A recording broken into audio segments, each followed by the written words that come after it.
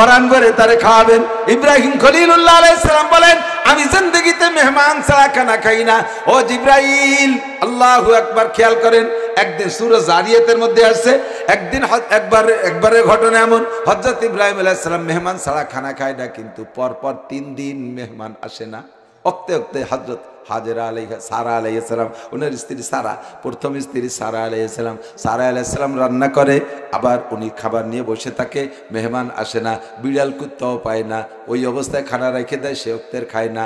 আবার পরের অক্ত আবার নতুন করে গরম টরম রান্না করছে, আবারও মেহমান পায় না। এমন করে 3 দিন কোনো মেহমান নাই, 3 তিরিকে 9 অক্ত উনি খাই নাই। এখন ক্লান্ত হয়ে গেছে, ক্ষুধার যন্ত্রণায় ক্লান্ত। আল্লাহর পক্ষ থেকে আরো 2 দিন উনার নামে মেহমান বরাদ্দ নাই। এদিকে উনার সুন্নত ঠিক রাখার জন্য না খেয়ে এভাবে কষ্ট করতেছে, আর সে আজিমের মালিকের কুদরতি কলিজায় জোশ মারছে, ও জিব্রাইল, আমার খলিল আর না খাওয়ায় কষ্ট দেওয়া যাবে না, তবে তার বাড়ি যে মেহমান তো উপরেই তো বরাদ্দ আছে, কে যাবে যাবে আর না যাবে, আরো 2 দিন মেহমান বরাদ্দ নাই, আমার ইব্রাহিমের কষ্ট হয়ে যাবে। জিব্রাইল তুমি যা আসো। আল্লাহ কোন সিস্টেমে যাব? কয় তোমরা যাবা মেহমান 8 জন। কয়জন? জিব্রাইল, মিকাইল, ইসরাফিল, আজরাইল, 4 জন যাবার নেতা ফেরেশতা, সাথে আর 4 জন তোমরা সহকারী নিবা। 8 জন যাবা। 8 জন হ্যান্ডসাম যুবকের রূপ ধারণ করে যাবা। ইব্রাহিম যে জাতীয় মেহমান পাইলে বেশি খুশি হয়, এই 8 জন ফেরেশতা যুবকের রূপ ধারণ করে, মাথায় বড় পাগড়ি, সবুজ পাগড়ি, ফেরেশতারা সবুজ পাগড়ি পরে, আলাইহিম ইমামাতুন খজরা, মাথায় তাদের সবুজ পাগড়ি, গায়ে তাদের ধবধবে সাদা জুব্বা, একেবারে ফেরেশতা তো ফেরেশতা, নুরানি চেহারা। 8 জন মেহমান যাইয়া ইব্রাহিম খলিলুল্লাহ আলাইহিস সালামের বাড়ির সামনে যে সালাম দিয়েছে, আসসালামু আলাইকুম আফিল বাইতে খলিলুল্লাহ, বাড়িকে ইব্রাহিম খলিলুল্লাহ আছেন। সালামের উত্তর বাইরে ঘরের ভিতরের থেকে দিয়ে বাইরে এসে দেখে, মানান্তুম, তোমরা কারা? কয় নাহনু যুয়ুফুকুম, আমরা আপনার মেহমান আসছি আপনার বাড়ি। ইব্রাহিম খুশিতে বাগ বাগ, মেহমান যাই খাই, খাক আর না খাক, এগেও ছিল আমি চারটি খাতি করবো আজকে। 8 জন মেহমানকে রিসেপশনে বসায় দিয়া ইব্রাহিম আলাইহিস সালাম তাৎক্ষণিক গোয়াল ঘরে গিয়ে বাছুর একটা জবাই করে ফেলাইছে। ওদের সাথে আস্ত বাছুর, দুম্বা, এগুলো আস্ত খাওয়ার অভ্যাস, সেই থেকে এই প্রথা আছে। বাছুর একটা জবাই দিয়ে দমাদম টাইম দিয়ে শুইলে স্ত্রীকে দেশে তাড়াতাড়ি ঘিতে ভুনা করো। আস্ত বাছুর ঘিতে ভুনা কইরা দস্তারখানে সামনে দেশে। এবার 8 জন মেহমান আর উনি এই 9 জন গোল হয়ে বৈশা একই ওই বাছুরের থেকে খাবে। এবার মেহমানরা যার যার সাইডে হাত দেয়, হাতটা মুখের কাছে নেয়, কিন্তু গোস্ত ছেড়েও না, খায়ও না। এদিকে ইব্রাহিম আলাইহিস সালামের দায়িত্ব, মেহমানদের দেব তো মেহমান খা। খেয়াল করবেন, এসে একসাথে অনেক কথা এসে যায়, এগুলো সব শিখে দিতে হবে। আপনি মেহমানকে সব খানা দিয়া, এবার মেহমান খাচ্ছে কি খাচ্ছে না এটা আপনাকে খেয়াল রাখতে হবে। পাশাপাশি মেহমানের হাতের দিক, নেলার দিক, গালের দিক, সাবানুর দিক ঘুরাই ঘুরাই সেই থাকবেন না, তাহলে কিন্তু খাতি পারেন না, লজ্জায়। কতক্ষণ মেহমানকে খাবার দেবেন, দিয়ে আবার ফেলাইতেও চলে যাবেন না। আরো কিছু লাগে নাকি, ঘরের পাশে দাঁড়াইয়া বা কোনায় দাঁড়াইয়া বা কোনা কাটে আরেক দিচ্ছে, আড়ে আড়ে তাকাবেন, কি কি প্রয়োজন আছে খবর নেবেন, কোনটা খাচ্ছে কি খাচ্ছে না, মনোপুত হচ্ছে কিনা এ খবর রাখতে হবে। তাই বলে নেলার দিক চাইতে হবে না, গালের দিক চাইতে হবে, সবাই তার একরকম চাবায় না, খাবারের সিস্টেম জানতে হবে। আমরা মেহমানরা উলামায়ে কেরামরা আসি, ফাঁকে আর একটু দিয়ে যাই, আমরা আসি, কর্তৃপক্ষ আমাদের জন্য একটু খাস মেহমানদারি তৈরি করে। আর যে কে কেমন বক্তাদের ভিতরে আসা যা করলে তো রুচি জানা হয়ে গেছে। হুমার হুজুর জানে, আমাদের মোহতাম শাহ হুজুর জানে, আব্দুল্লাহ শাহ হুজুর জানে যে মৌলানা নাসির সাহেব অজের আগে ভাত খায় না, তবে একটু রুটি মুটি ফালি খায়, এটা হুজুর জানে। সত্যি আমার জন্য অ্যারেঞ্জ করছে। এখন আমার একার জন্য বা আমার সাথে 2 জনের জন্য 3 জনে খাতিবের একটুক ব্যবস্থা রাখছে। আমি আসার সাথে সাথে 20-22 জন যে গাতি মারিয়ে বসে রয়েছে, তারা আর ওঠেই না। এত মানুষের মধ্যে দ্বিতীয় পারতেছে না, আবার কইতেও পারে না যে তোমরা সরো হুজুরে খাতি দেবো। লাস্ট ফিনিশিং আমার ওই চুপ করে বসে, তাই পেটে খিদে নিয়ে স্টেজে আসা লাগে। এদিক খেয়াল করতে হবে। মুসাফা করে সাক্ষাৎ করে হুজুর এটা আরাম করেন, অনেক দূর থেকে কষ্ট, কি পরিমাণ কষ্ট, আজীব হয়ে যাবেন। বলিয়ে শেষ করতে আমার চোখ এখন জ্বলতেছে, গা কাঁপতেছে, পরাণ থরথরে কাঁপতেছে, শ্বাস বেড়ে গেছে, কথা বলার শক্তি নেই, প্রেশার হয়ে গেছে 90/50। ডাক্তারে নিষেধ করছে এই অবস্থায় স্টেজে যেন না, কাঁপতে কাঁপতে পড়ে যাবেন। এত কষ্টের ভিতরে আসার পরে আমাকে একটু তো সুযোগ দিতে হবে। আপনাদের সাথে মুসাফা করার পক্ষে আমি এর মুসাফার অনেক বক্তারা আছে, মাহফিলের শেষে যদি শ্রোতারা দৌড়ে দৌড়ে মুসাফা করতে আসে, বক্তা পকেটের মধ্যে আগ্রহ দিয়ে বুদবুদ করে এটি যায়, অথবা হাতের মুসইরে আমি তাও দেখছি, মুসাফা করবে না। আমি সেই কিসসা শোনার পরের থেকে হাত ওপেন রাখি। বলবো? সদর শাহ হুজুর রহমতুল্লাহ আলাইহির কিসসা বলছিলেন হযরত মাওলানা আলী হোসেন শাহ হুজুর রহমতুল্লাহ আলাইহি। আলী হোসেন সাহেব বলেন, আমি তখন লালবাগ পড়ি সদর সাহেবের কাছে।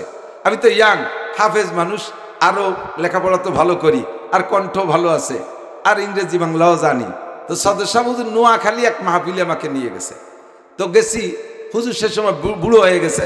এখন মাহফিল, হুজুর বলতেছে, বাবা আমি তো ভালো বয়ান করতে পারবো না, এগে তো যত বড় মাহফিল, একটু লম্বা সময় ধরে কথা বলা লাগবে, তুমি যাও। আমি তো খুশিতে বাঘ সানসাইজকে পাইছি, সদর সাহেবের উপস্থিতিতে বক্তা কিতাব নিয়ে যেতে বলে আর বাতের অভাব হবে না।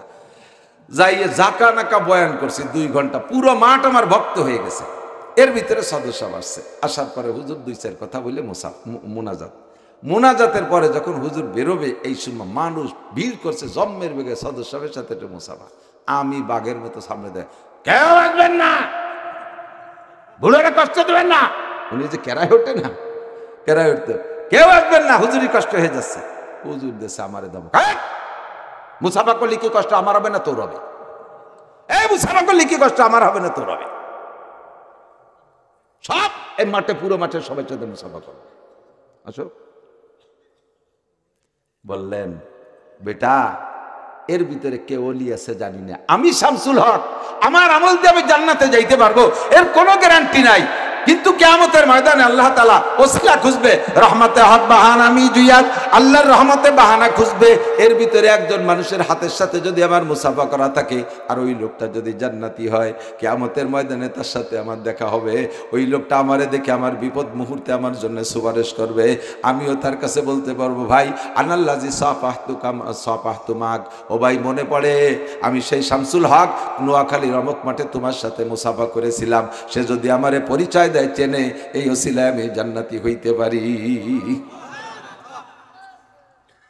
তুই আমারে বেসতে যাইতে ঠেয়াতেছিস, সর পুরো মাঠ ধরে মুসাফা করবো। সেই থেকে আমিও আমারও মুসাফার দরজাটা আমি খোলা রাখি। ছোট ছোট পোলাপান বড়দের ভিড়ের ভিতরে মুসাফা করতে সুযোগ পাই না, তারা একটু শখ করছে নাসির হুজুরের সাথে মুসাফা করবে। ইউটিউবে ওয়াজ শুনে আজকে যদি একটু সাক্ষাৎ করেও বাড়ি যে গল্প দিতে পারবে মার কাছে, মা আমি হুজুরের সাথে মুসাফা করছি, ওর বুকটা অনেক বড় হয়ে যাবে। দেখি যে পোলাপান ছোট খামের গোড়ায় দাঁড়ায় দিচ্ছে, ছোট হইয়া। আমি ডাক দিয়ে, শোনে আসো। হাত পাইয়ে ওকে কেন্দ্রেই দিছে। কালকে একটা ছেলে আমার বুকের সাথে জড়াই দিয়েছে, আমি আপনার কঠিন ফ্যান গামাডাঙ্গা মারতেছি, একটু মুসাফা করে আমার সাথে কোলাকুলিতে আমার মানে আমার রানের সাথে মিশতেছে তার বুক, তাও তারপর আমার জড়াই ধরছে। হুজুর আমি আম্মুর কাছে বলবো আমি আপনার সাথে কোলাকুলি করে আসছি। তার কত স্বাদ, এটি কেন বুঝা দেব? আতখান্ডে উঁচু দিয়ে এটি চলে যায়, যাস কিয়ামতের ময়দানে এবিটারও বেসতে চলে যায়, তুমি হাত উঁচু বান্ধা থাকবা ঝুলইয়ে। মুসাফা করবেন, তবে পরিবেশও বুঝতে হবে। হুজুরের যদি কষ্ট হয়, আপনি কষ্ট দিয়ে নিয়ত করবেন না। আমি যদি বলি হ্যাঁ আসতে পারেন মুসাফা করতে, ইনশাল্লাহ তাহলে আসবেন। মুসাফা করে করে সাক্ষাৎ করে চলে যাবেন। একদল আছে, প্রথম হুজুর সন্ধ্যের সময় এসে সেই হুজুরের সাথে বসে খাইছে নাস্তা, সে হুজুর আইছে স্টেজের পরে, আর এক হুজুর আইছে, সে হুজুরের তার সাথে প্রত্যেক পার্টির সাথে মারতি তালে আছে। এ যে নাও গিলা কুমির কি গিলা গিরতি পারে আল্লাহ জানে। শেষ বক্তা পর্যন্ত চাইছে চুলিয়ে খাইয়ে তারপরে আবার গাতি মেরে বসে থাকে। আল্লাহ নিষেধ করছে, খেয়াল করেন। আল্লাহ কয় ওয়াইজা তাইমতুম ফান্তাসিরু, ওয়াইজা তাইমতুম ফান্তাসিরু, খাওয়া হলে উঠে পড়ো, খাওয়া হলেই উঠে পড়ো, সরিয়ে যাও, জায়গা আরেকজনের জন্য খালি করে দাও। বুঝতে হবে, কথা মনে রাখতে হবে। অনেক কথাগুলো মুসাফা করতে যে এমন ভাবে চাপ দেবেন না হুজুরির কষ্ট হয়। মুসাফা একটু জাকি দিয়া সুন্নত। একটা জাহিদ এসে খোট্টান গোড়াইতে খুলে গেছে, এটা সিস্টেম না। মুয়ানাকা করতে গুলাগুলি যে এমন ভাবে চাপ দিচ্ছে, কায়দা মতো 7 ফুটি এক যুবন এক নাম ওটা আমার মতো 20 মানুষের বই সাথে চাপ দিলে আবার খেসা কলকল করে ওঠে। আমি তাই মোহাব্বতের সাথে পরিমাণ মতো চাপ। ইব্রাহিম খলিলুল্লাহ আলাইহিস সালাম কি বলতে যে শরীর চলে গেছে, খেয়াল করেন, মেহমানদারি করার নিয়ম।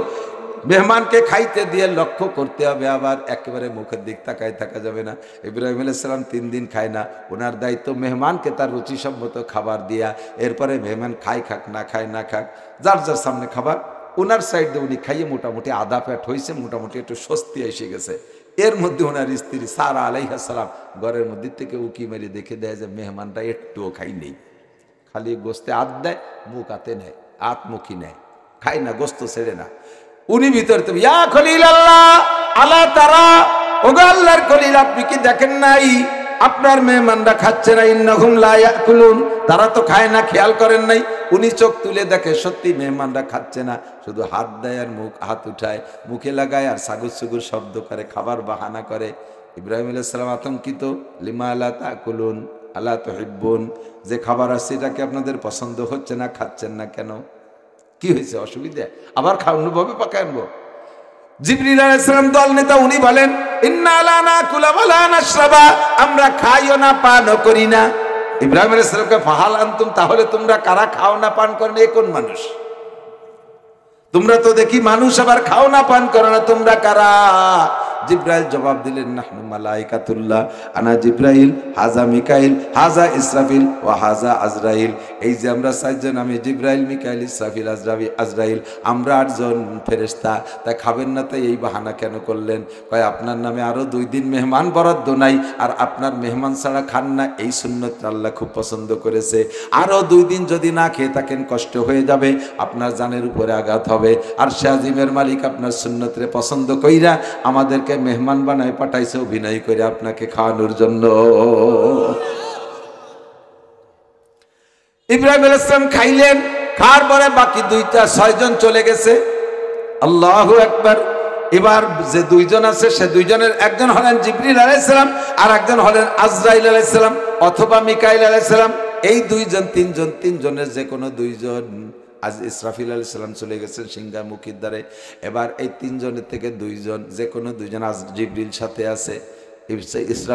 ইব্রাহিম আলাইহিস সালামকে বলতেছেন, ভাই আপনি দোয়া করেন, আমরা যাইতেছি অমুক গোষ্ঠীর কাছে। কোন গোষ্ঠী? আপনার ভাগ্নে লূত আলাইহিস সালাম, যে কওমের নবী। লূত আলাইহিস সালাম ইব্রাহিম আলাইহিস সালামের ভাগ্নে, ওনাকে এক কওমের নবী বানাই দিয়েছে। ইব্রাহিম আলাইহিস সালাম ছিলেন রাসূল।